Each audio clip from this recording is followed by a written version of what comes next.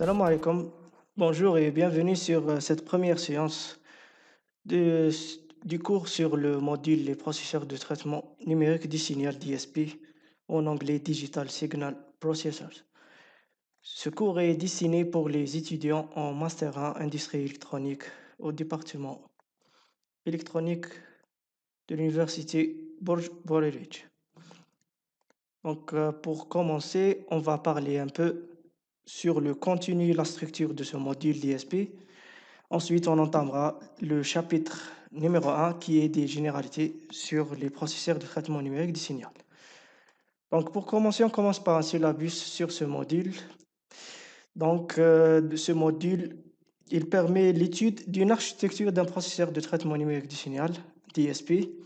Donc, on va prendre comme exemple les processeurs DSP de Analog Device, la famille Blackfin, qu'on verra en détail sur le chapitre numéro 3.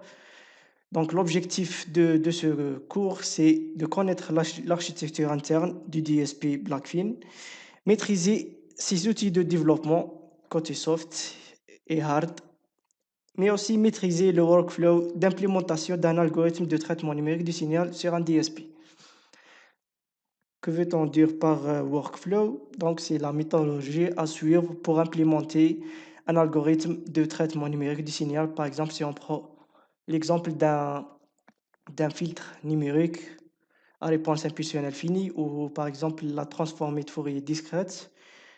Donc, il y a la définition de la transformée de Fourier discrète, donc la définition formelle.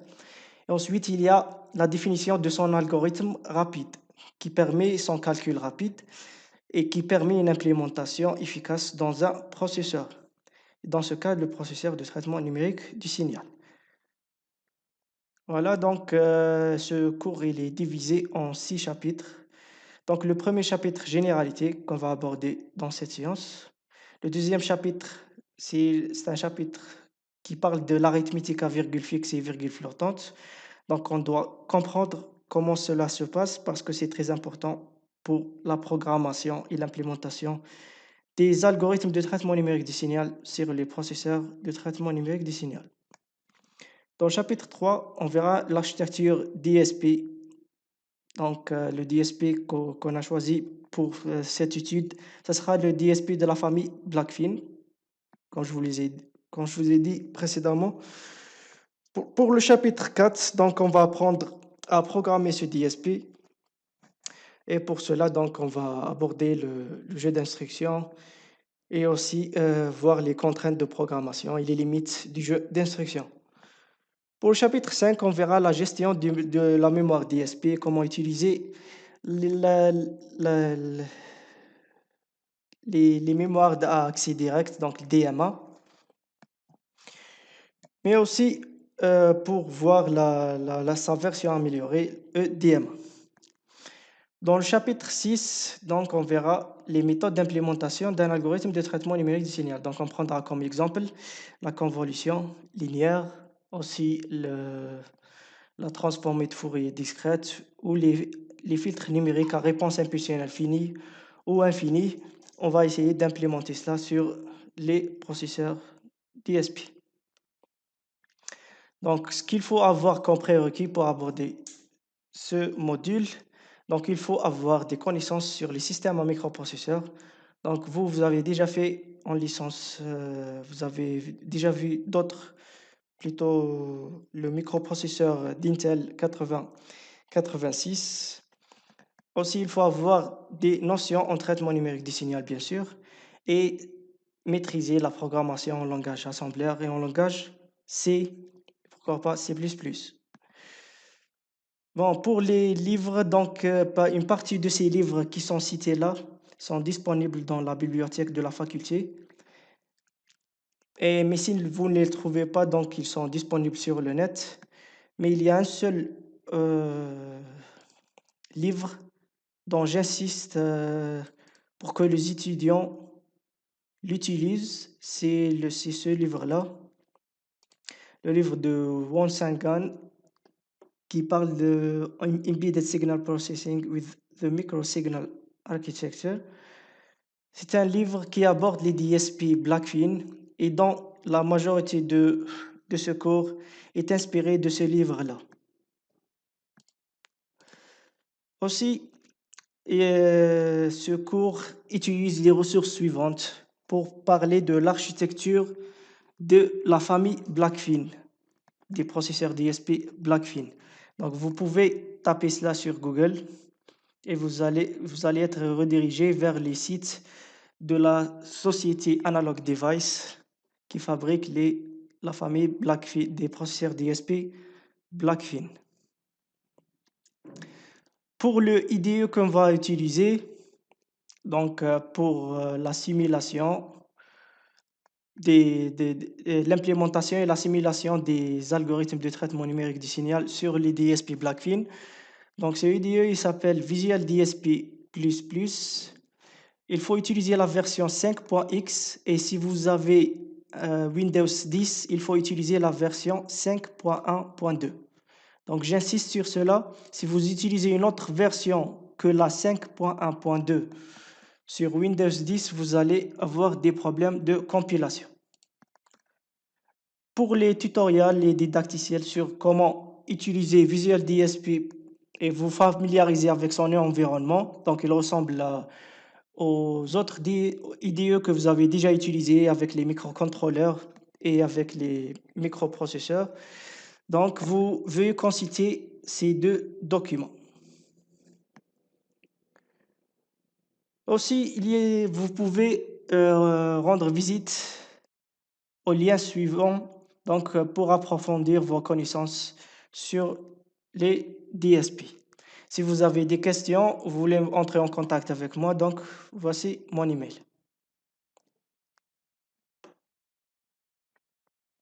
Donc, pour commencer, on commence avec le chapitre numéro 1 qui parle de généralité sur les DSP.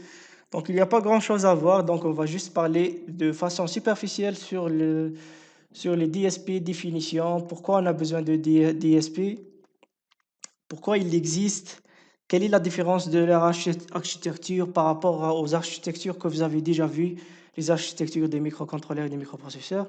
Donc, on va aborder cela sur ce chapitre. Donc, pour commencer, ce chapitre il sera divisé comme suit. Donc, on parlera un peu du traitement numérique du signal. Pourquoi on utilise le traitement numérique et non le traitement analogique du signal? Quels sont les avantages, les inconvénients dans ce cas, les domaines d'application, les principaux algorithmes qui existent en traitement numérique du signal et aussi les contraintes d'implémentation. Et c'est ces contraintes-là qui ont motivé l'apparition des processeurs de traitement numérique du signal.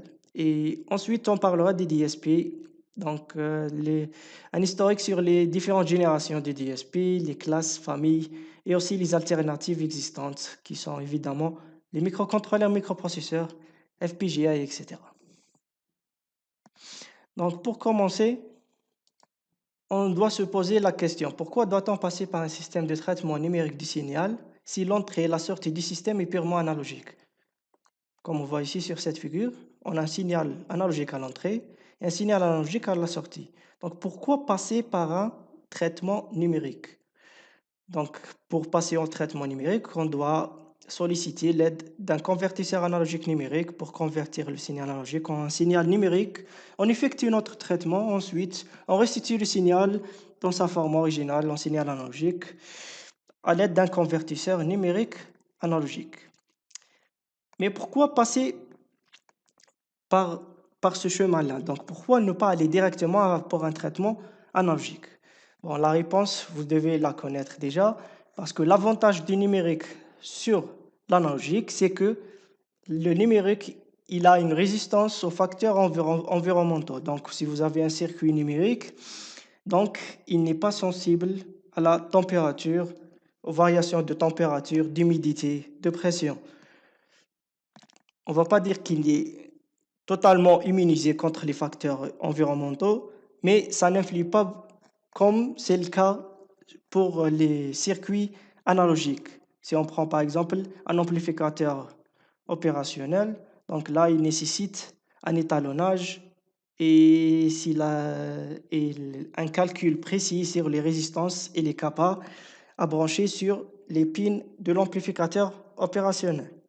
Donc, si la température change ou l'humidité change, la valeur de ces résistances change également et donc le calcul devient différent. Aussi, l'avantage du le convertisseur analogique du traitement numérique, c'est qu'on a une précision déterministe. Cela veut dire qu'on connaît la précision du calcul à l'avance. Aussi, la flexibilité. Donc, en traitement numérique, donc on n'est pas figé, donc l'application, elle n'est pas figée pour une seule tâche. Donc là, on peut reprogrammer le processeur numérique pour faire une tâche différente. Aussi, la facilité de certains traitements non possibles en analogique, comme la reconnaissance de la parole. Le seul inconvénient du traitement numérique, c'est la dépendance à la fréquence d'échantillonnage. Donc, plus on monte dans la fréquence d'échantillonnage, et plus on aura besoin de plus de ressources, de plus de rapidité d'exécution. Donc, on aura besoin d'un processeur numérique plus sophistiqué. Parmi les principaux algorithmes qu'on trouve dans le traitement numérique du signal, on trouve dans l'analyse spectrale la transformée de Fourier rapide, en anglais FFT, Fast Fourier Transform. En filtrage discret numérique, on trouve les filtres à réponse impulsionnelle infinie. On trouve aussi les filtres adaptatifs. Donc, parmi les filtres adaptatifs les plus connus, on trouve les filtres qui utilisent l'algorithme de la moyenne des moindres carrés ou le gradient stochastique. Aussi, dans la communication numérique, on trouve les algorithmes de la modulation numérique PSK, il existe aussi FSK, etc., QAM, donc c'est des modulations numériques. En traitement en images et vidéo, on trouve aussi la transformée de Fourier discrète, DFT, et sa version réelle, donc la transformée de Hartley discrète. Aussi, on trouve la transformée en cosinus discret, donc elle est utilisée dans le traitement d'image, beaucoup en traitement d'image, ou la transformée en ondelet, discrete wavelet transform. Aussi, on trouve la transformée de Walsh-Hadamard ou la transformée de Hadamard, qui est utilisée par exemple dans la compression vidéo, dans les codecs H264. Parmi les domaines d'application donc, du traitement numérique du signal, on trouve plusieurs domaines, donc on ne va pas tous les voir ici, donc ils sont déjà cités là. On va voir par exemple, on trouve dans l'audio, image, vidéo, dans le biomédical, donc les signaux ECG, les signaux EEG, ECG pour le cœur. Donc on trouve dans le domaine radar, satellite, le sonar, la vision machine, en contrôle. Donc, comme on voit, le traitement numérique du signal, il est présent presque dans tous les domaines du numérique. En passant maintenant aux contraintes d'implémentation. Donc, on a vu les algorithmes, les domaines d'application, mais quand il est question d'implémentation, si on passe de la théorie à la pratique, on va trouver plusieurs points communs qui vont nous aider à implémenter ces algorithmes-là. Donc, on doit les exploiter. Donc, comment les exploiter? Donc, si on prend par exemple là la transformée de Fourier discrète, DFT, donc sa définition formelle, donc comme on le voit sur cette équation-là. Et si on prend un filtre à réponse impulsionnelle finie, un filtre numérique, voici sa définition formelle. Si on compare ces deux expressions-là, on remarque qu'ils sont composés d'une somme avec deux opérateurs, la multiplication ou le produit de deux opérateurs. C'est pareil ici. Donc, si on simplifie cela, donc ça revient à des opérations élémentaires. Là, on voit Z égale la somme de X fois Y. Donc, cette expression-là, donc on peut faire l'analogie dans une architecture d'un processeur en tant qu'accumulateur. Donc, lorsqu'on a le premier opérateur x de k multiplié par y de k, ensuite une accumulation, et on refait la même chose, n fois ou k fois, ça dépend du nombre d'itérations. Cette opération-là, elle s'appelle MAC. Ça veut dire quoi, MAC? MAC, ça veut dire en anglais multiply, accumulate, ou multiplication, accumulation, parce qu'il y a une multiplication, accumulation, multiplication, accumulation. Donc, on voit qu'il y a une multiplication, accumulation qui se répète plusieurs fois, donc dans plusieurs itérations. Aussi, l'une des contraintes d'implémentation qu'on peut rencontrer, c'est que chaque application a ses besoins. Par exemple, dans les systèmes embarqués, le traitement du flux de données, donc est-ce qu'il est en temps réel ou en offline? La précision du calcul, donc, ou du traitement. Est-ce qu'on utilise une arithmétique à virgule fixe ou une arithmétique à virgule flottante, qui sont différentes? La différence entre, vous devez la connaître déjà, mais on la verra en détail sur le chapitre numéro 2. Pour la bande passante, donc la bande passante, si elle est importante, donc la gestion mémoire, elle devient très complexe. Aussi les contraintes en temps réel, donc si on travaille en temps réel, donc il y a un calcul rapide et répétitif, donc une boucle. Aussi la latence. La latence, elle doit être minimale si on travaille en temps réel.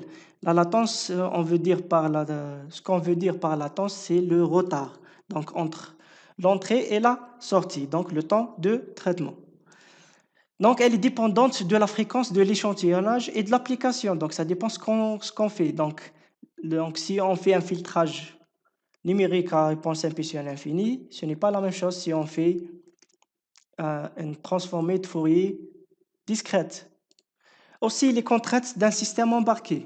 Donc, les contraintes en embarqué, donc un système embarqué, essaie d'avoir un coût réduit le plus possible, une consommation la plus faible possible et un encombrement matériel le plus faible possible, donc le poids et la mobilité.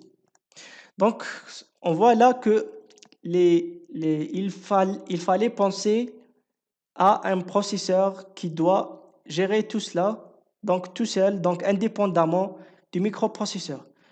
Donc, on doit penser vers une architecture dédiée directement pour les opérations de traitement numérique du signal. Pourquoi on dit architecture dédiée au traitement numérique du signal? Parce que, comme on l'a déjà dit, ces opérations MAC sont répétitives.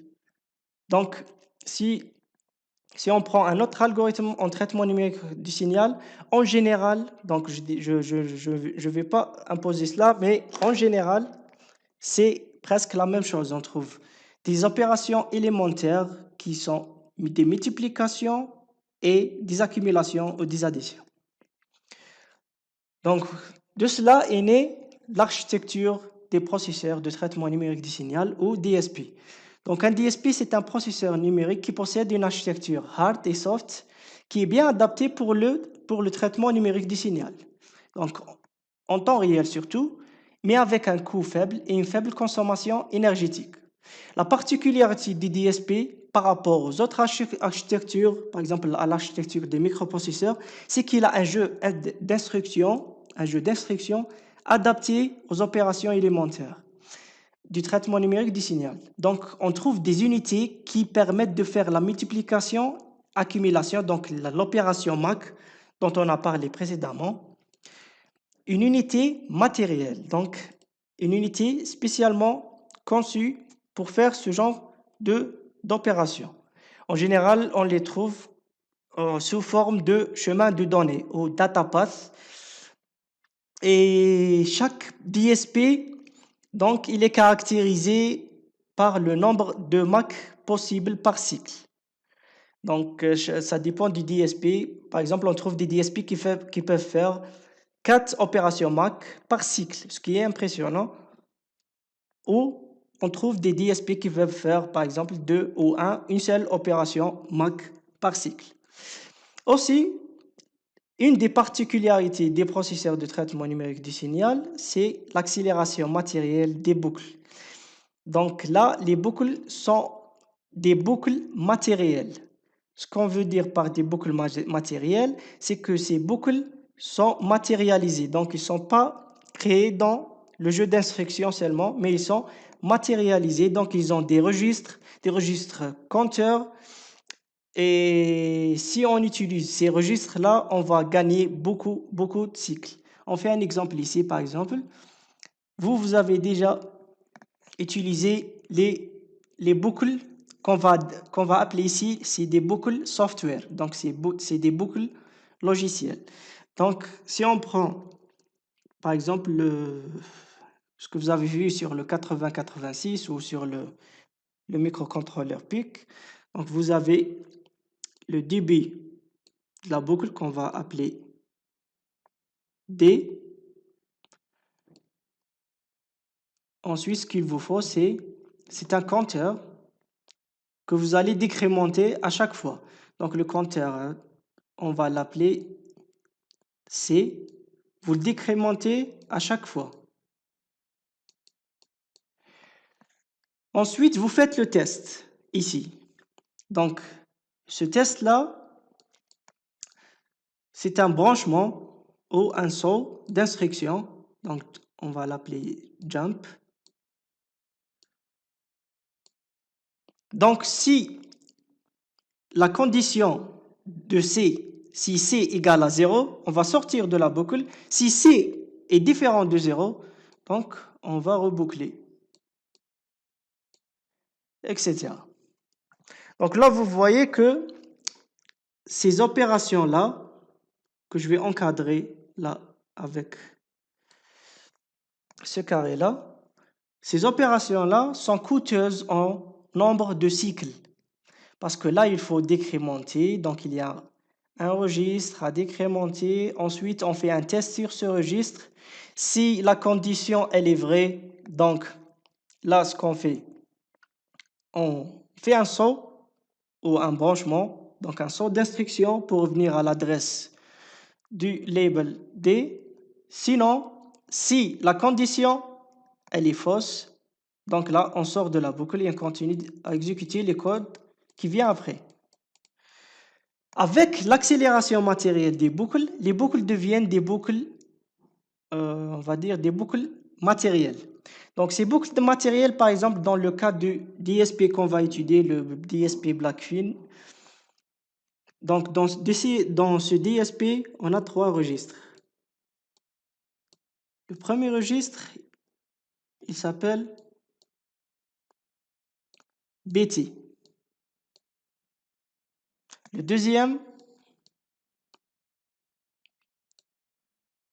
pardon, LT. Comment? Donc LT.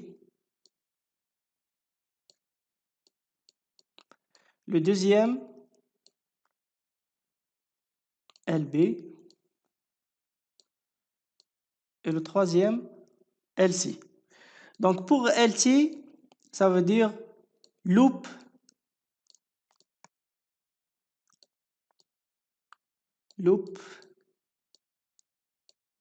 top.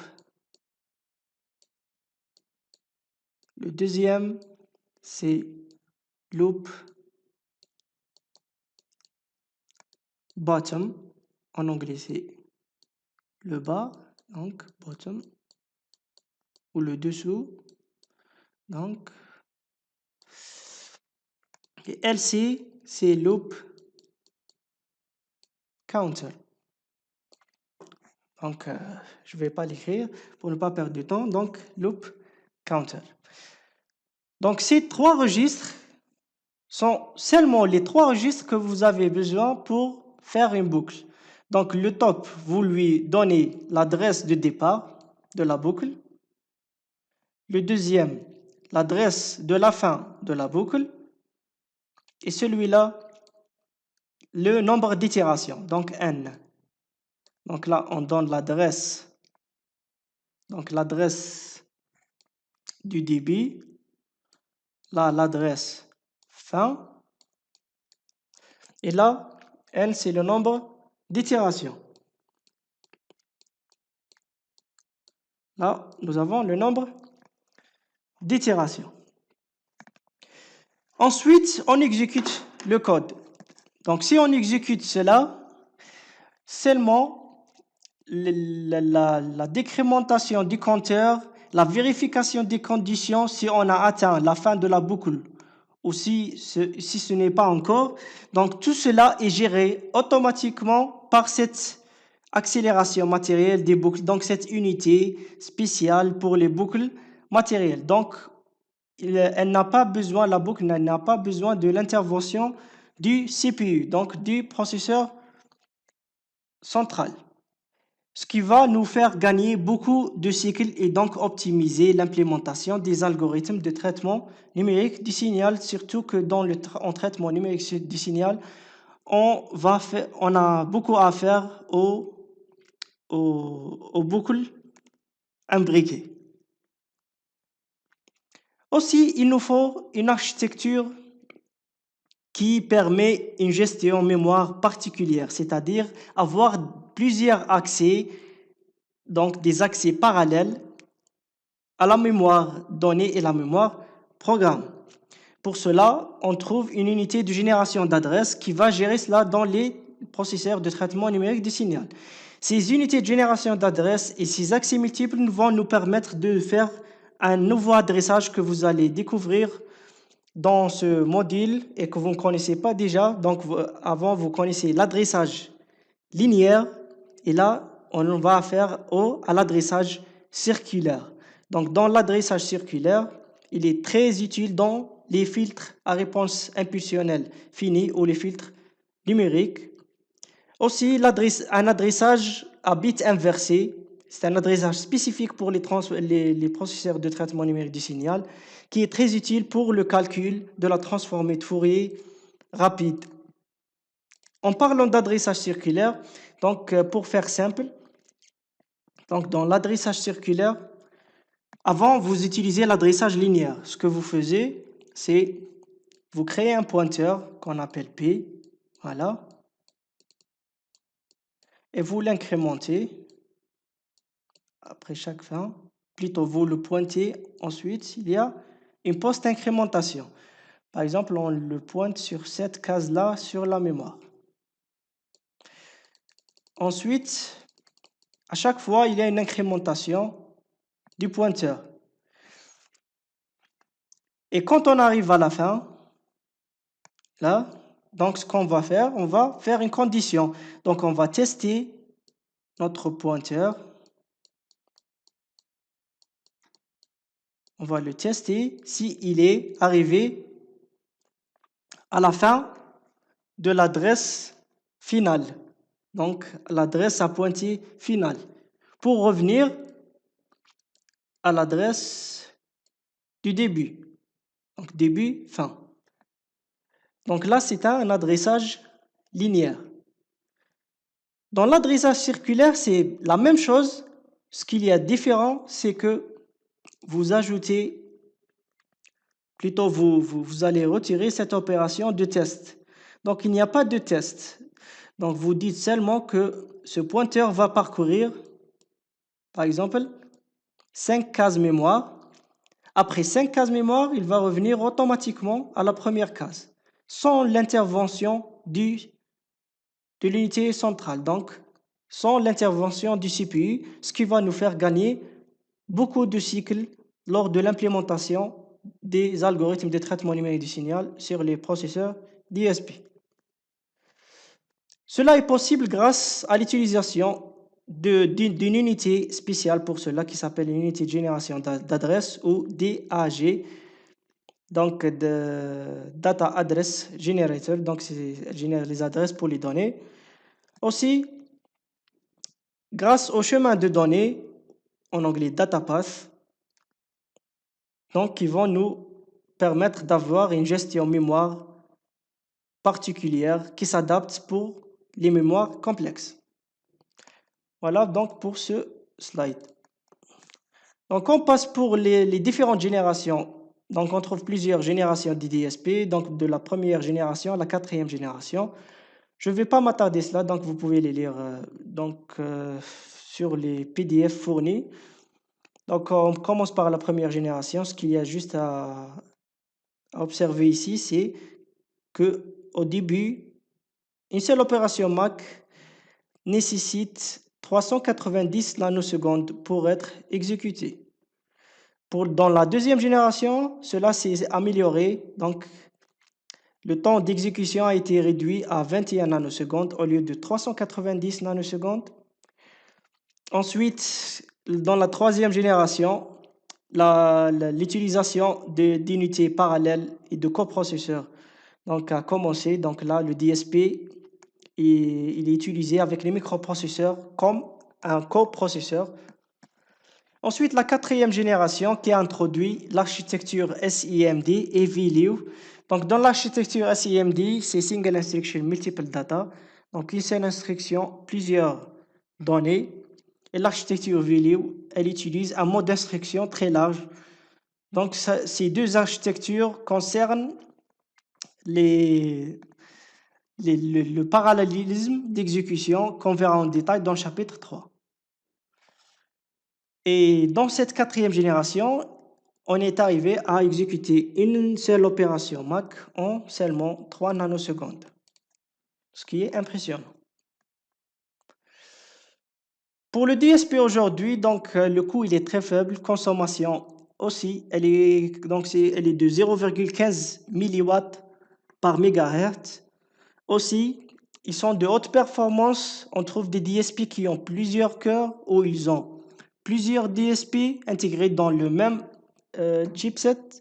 On a aussi la capacité d'exécuter 8000 millions d'instructions par seconde ou 40 gigas opération Mac, ce qui est impressionnant.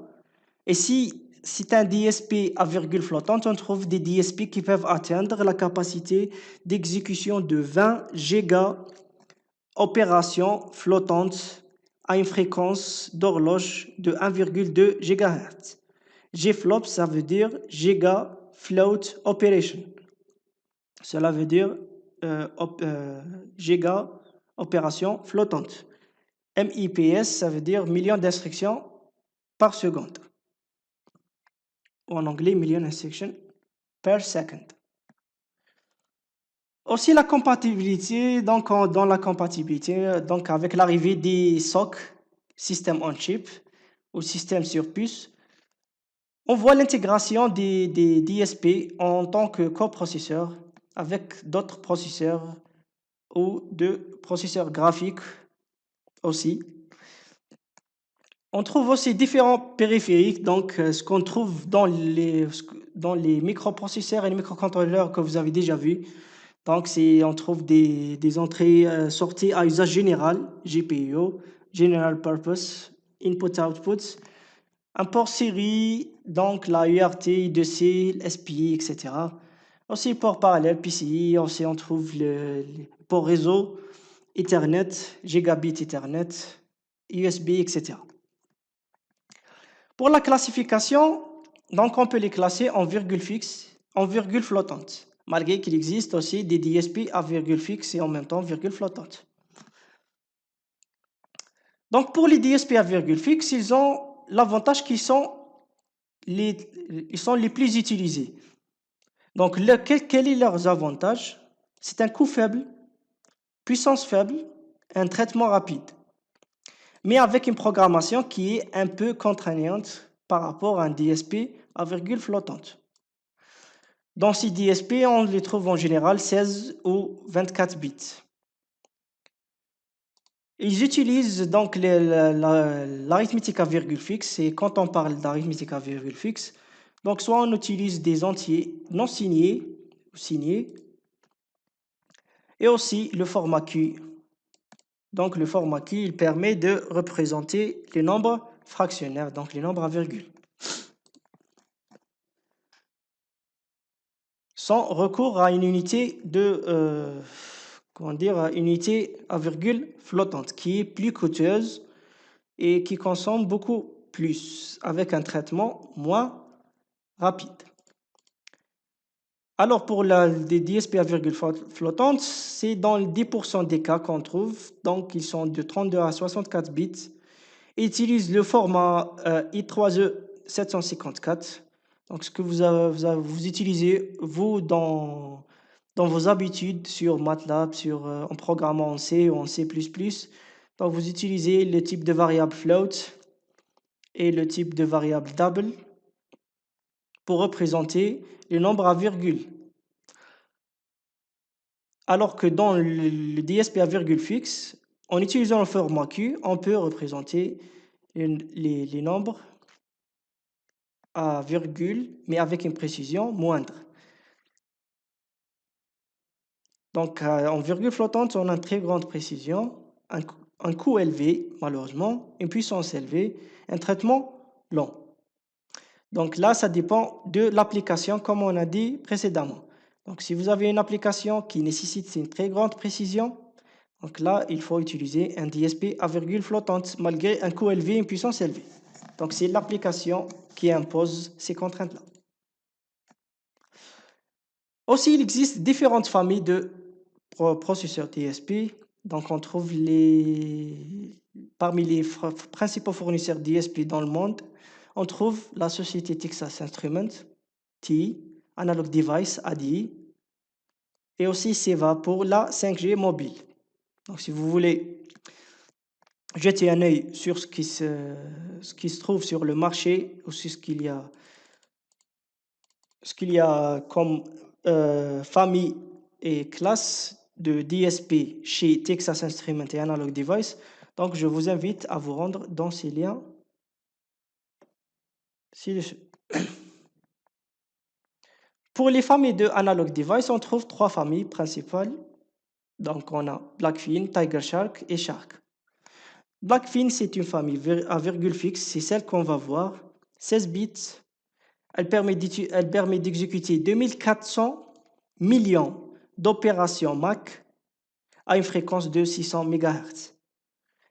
Ces DSP de chez Blackfin, ils sont très performants quand c'est du traitement de la parole, audio, images, vidéo, les paquets réseau ou la surveillance et en temps réel.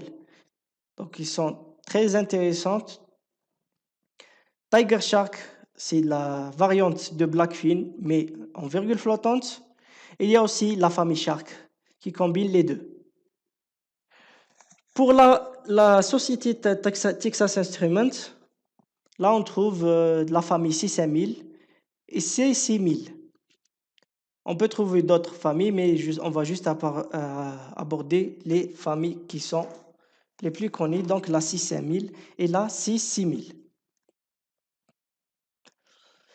Maintenant, quelle est la différence entre un DSP, un microprocesseur et un microcontrôleur? C'est la question qu'il faut se poser maintenant. D'après ce qu'on a vu, donc, pourquoi utiliser le DSP et non un microprocesseur ou un microcontrôleur pour implémenter un algorithme de traitement numérique du signal? Donc, un DSP, il peut inclure également les fonctions de base d'un microprocesseur à usage général. Et aussi, il peut inclure les fonctions de contrôle d'un microcontrôleur. Donc, il est complet. Mais le choix du processeur, donc, il repose sur le besoin et les contraintes de l'application visée. Donc, si on voit que notre DSP il est plus performant qu'un microprocesseur et un microcontrôleur pour l'implémentation d'un algorithme de traitement numérique du signal, pour un algorithme lambda qu'on choisit, donc là, il faut aller vers le DSP. Mais si cela n'est pas important, donc un microprocesseur, il est largement suffisant. Je vous donne un exemple là. Ce exemple, il est pris du site de Texas Instruments. Donc, Texas Instruments a fait le benchmark entre un microprocesseur et un DSP. L'un des microprocesseurs de Texas Instruments, c'est le Cortex A15, qui est un microprocesseur multicœur qui repose sur une architecture ARM. Et Un DSP Texas Instruments, la référence, la voici, TMS 32666X, qui possède un seul cœur. Donc, on a un DSP monocœur et un microprocesseur multicœur. Donc là, logiquement, vous allez vous dire que le microprocesseur multicœur il est plus performant que le DSP monocœur. Mais ce qui n'est pas le cas. On voit ici le résultat du benchmark entre ces deux processeurs. Si on prend l'algorithme de la FFT avec une entrée complexe de 1 kg, donc plutôt 1K, c'est 1024 échantillons en entrée, ou 1024 points. Donc là, on voit que le nombre de cycles nécessaires pour le DSP, c'est 6269 cycles, alors que pour le microprocesseur, il nécessite 43 916 cycles, ce qui est impressionnant. Donc là, le DSP a réduit fortement le nombre de cycles nécessaires pour l'exécution de l'algorithme de la FFT. Si on cadence les deux processeurs, donc le DSP et le microprocesseur, avec la même fréquence d'horloge, donc à 1 GHz, cet algorithme il est calculé ou exécuté en un temps de 6,27 microsecondes, alors que le Cortex A15 prend 43,92 microsecondes. Donc là, on voit qu'on gagne beaucoup de temps d'exécution. Si on prend, par exemple, aussi là, un exemple d'un filtre numérique, RIF, à entrée complexe de 128 échantillons et 16 coefficients. Là, on a 2646 cycles dans le DSP, alors que dans le Cortex, on a besoin de 26 072 cycles. C'est environ 10 fois moins sur le DSP, ce qui est l'avantage là du DSP sur les microprocesseurs. Donc on voit là que le DSP, son architecture, elle est bien adaptée pour le traitement numérique du signal. Donc si on veut faire des opérations de traitement numérique du signal, donc le DSP, le processeur DSP, c'est le plus adapté. Aussi un autre benchmark là avec des filtres adaptatifs. Donc là, on prend le filtre LMS. Donc LMS, c'est Least Mean Squares. C'est un filtre adaptatif qui utilise l'algorithme des moyennes, des moindres carrés. Donc là, on voit que le temps d'exécution, en anglais execution times, plus c'est bas, plus c'est mieux. Là, c'est 3 DSP différents. Ça, c'est le DSP de Blackfin. Et ces deux-là, c'est les DSP de Texas Instruments, deux familles différentes. Et là, c'est la consommation en énergie. Donc là, plus c'est moins, c'est plus c'est mieux. Donc on voit que le DSP qu'on va aborder dans le chapitre 3, qui fera l'objet d'études de ce module, donc c'est le ADSP BF 535 ou le 33, donc c'est toute la famille Blackfin. Donc si c'est écrit BF, c'est la famille Blackfin. Donc on voit que c'est le mieux adapté pour les systèmes embarqués. Donc il ne prend pas beaucoup de temps d'exécution par rapport à celui-là, mais il consomme moins. Donc là, il faut trouver le compromis selon l'application désirée. Autre alternative au DSP, donc on a parlé de deux alternatives que vous connaissez au DSP, c'est les microcontrôleurs et aussi les microprocesseurs. Mais il y a d'autres alternatives qui sont les ASIC ou les FPGA. Les ASIC, c'est Application Specific Integrated Circuit. Ces ASIC, ils ont pour avantage d'être plus rapides que les DSP, plus rapides que les microprocesseurs, mais ils ont le désavantage qu'ils sont non reprogrammables. Comme leur nom l'indique, Application Specific. Cela veut dire que ce ASIC, il est destiné à faire seulement une tâche distincte, donc une tâche unique. Par exemple, si vous programmez un ASIC pour faire un filtre numérique, donc il va faire toute sa vie de réduit du filtrage numérique. Contrairement au FPGA, le FPGA qui nécessite qui est peut-être reprogrammable, qui peut aussi être autant rapide que le DSP et plus rapide que les microprocesseurs et les microcontrôleurs, mais il a le désavantage d'avoir un développement complexe. Il est aussi très cher par rapport au DSP et il est dédié seulement à une application spécifique. Donc, on peut le reprogrammer, mais pour changer le type d'application, donc il faut le reprogrammer. Autre alternative, c'est les SOC. Donc, c'est ce qui est tendance en ce moment. Donc, c'est les SOC. Donc, les SOC, on va dire que la ligne de frontière entre DSP, microprocesseur, microcontrôleur, FPGA, donc cette ligne, elle est devenue très, très mince. Donc, au point où les SOC ont permis d'intégrer dans une seule puce, donc un DSP, un processeur graphique, un microprocesseur, donc ce qui est très intéressant. Et ils sont de plus en plus moins coûteuses qu'avant. Donc, malgré qu'ils sont plus chers, mais pour les systèmes, ils deviennent de plus en plus moins chers ces dernières années. Donc, parmi ces exemples, on trouve les OMAP de chez Texas Instruments, les systèmes en chip, donc comme on voit sur cette architecture-là, dans ce SOC, donc dans ce système sur puce, on voit qu'il est composé d'un processeur, microprocesseur, pardon. Le type, c'est le ARM9, cadencé à 450 MHz, avec une mémoire de programme et data de 16 kg. Aussi un DSP de chez Texas Instruments, qui est la référence de la famille 6000, cadencé à 450 MHz, avec une mémoire programme data de 32 kg et une mémoire de niveau 2 de 256 kg.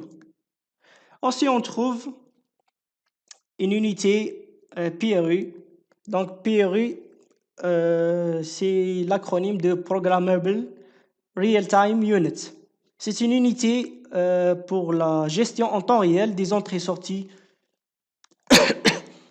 du SOC. Aussi, on trouve comme périphérique entrée-sortie, donc là, on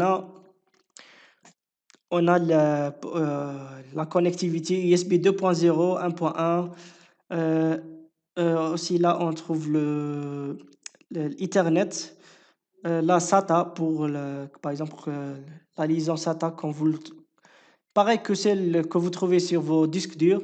Donc, on trouve aussi comme périphérique donc, les timers, les signaux PWM, des interfaces série, donc il y a plusieurs, donc SPI, MAC-ASP, MAC-BSP, I2C, UART.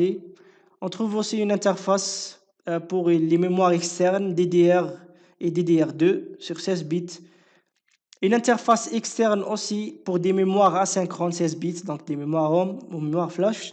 Aussi une interface SD, donc là c'est complet. Et juste pour info, ce SOC, si je me souviens bien, donc il est utilisé dans les premières tablettes Android de Samsung. Voilà, donc juste on arrête là et la prochaine séance, Inch'Allah, on va passer au chapitre 2 qui va aborder l'arithmétique à virgule fixe et à virgule flottante. Salam alaikum.